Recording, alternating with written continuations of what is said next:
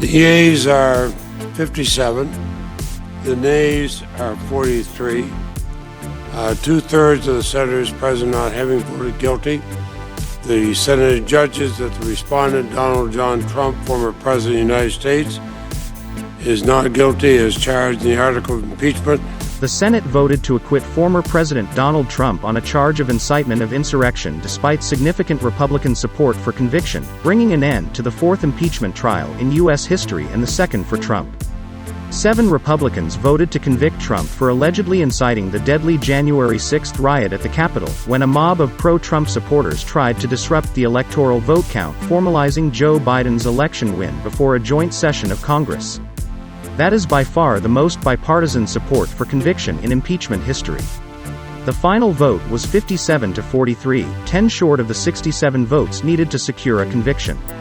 Republican Sens. Richard Burr of North Carolina, Susan Collins of Maine, Bill Cassidy of Louisiana, Lisa Murkowski of Alaska, Mitt Romney of Utah, Ben Sasse of Nebraska and Pat Toomey of Pennsylvania all voted guilty.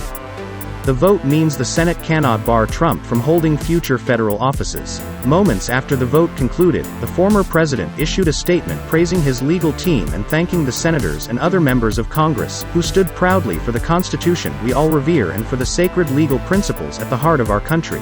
This has been yet another phase of the greatest witch hunt in the history of our country. No president has ever gone through anything like it, Trump said.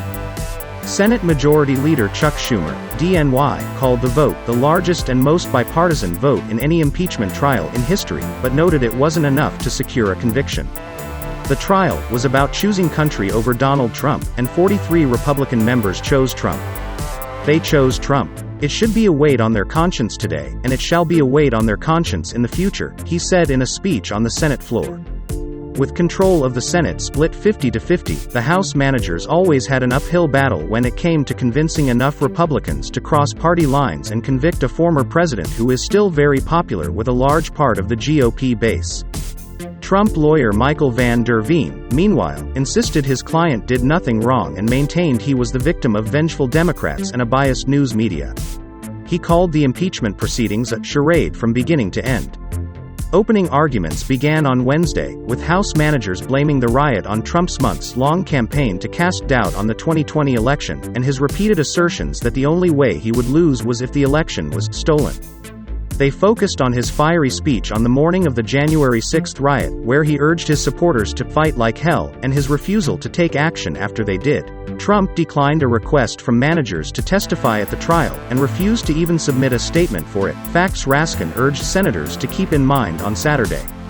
I ask any of you, if you were charged with inciting violent insurrection against our country, and you're falsely accused, would you come and testify? I know I would. The trial was the fourth of an impeached president. No president has ever been convicted.